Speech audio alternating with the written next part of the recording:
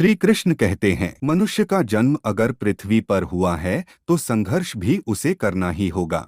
एक बार एक किसान भगवान से बड़ा नाराज हो गया। कभी बाढ़ आ जाए, कभी सूखा पड़ जाए, कभी धूप बहुत तेज हो जाए तो कभी ओले पड़ जाए। हर बार कुछ ना कुछ कारण से उसकी फसल थोड़ी खराब हो जाए। एक दिन बड़ा तंग आकर उसने परमात्मा से कहा, देखिए प्रभु, आप परमात्मा हैं, लेकिन लगता है आपको खेती बाड़ी की ज्यादा जानकारी नहीं है। एक प्रार्थना है कि एक साल मुझे मौका दीजिए, जैसा मैं चाहूँ वैसा मौसम हो, फिर आप देखना मैं कैसे अन्न के भंडार भर दूंगा। परमात्मा मुस्कुराए और कहा, ठीक है, जैसा तुम कहोगे वैसा ही मौसम दूंगा, मैं दखल नहीं करूंगा। किसान ने गेहूं की फसल बोई। जब धूप चाही तब धूप मिली, जब पानी तब पानी। तेज धूप, ओले, बाढ़, आंधी तो उसने आने ही नहीं दी। समय के साथ फसल बढ़ी और किसान की खुशी भी, क्योंकि ऐसी फसल तो आज तक नहीं हुई थी। किसान ने मन ही मन सोचा, अब पता चलेगा परमात्मा को कि फसल कैसे करते हैं। बेकार ही इतने बरस हम किसानों को परेशान करते रहे।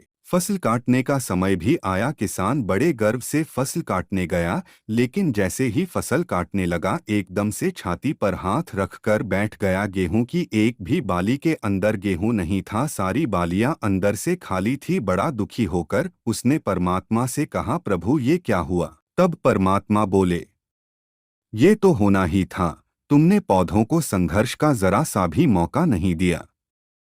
ना तेज धूप में उनको तपने दिया, ना आंधी ओलों से जूझने दिया, उनको किसी प्रकार की चुनौती का एहसास जरा भी नहीं होने दिया।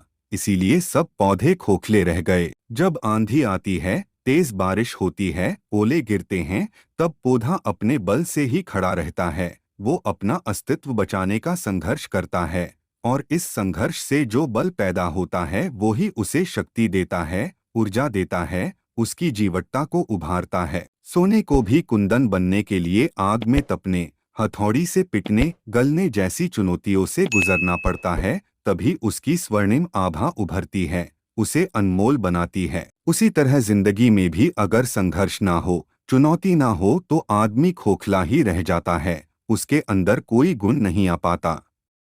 ये चुनौतियां ही हैं जो आदमी रूपी तलवार को धार देती हैं, उसे सशक्त और प्रखर बनाती हैं। अगर प्रतिभाशाली बनना है तो चुनौतियां तो स्वीकार करनी ही पड़ेंगी, अन्यथा हम खोखले ही रह जाएंगे। अगर जिंदगी में प्रखर बनना है, प्रतिभाशाली बनना है, तो संघर्ष और चुनौतियों का सामना तो करना ही पड़ेगा।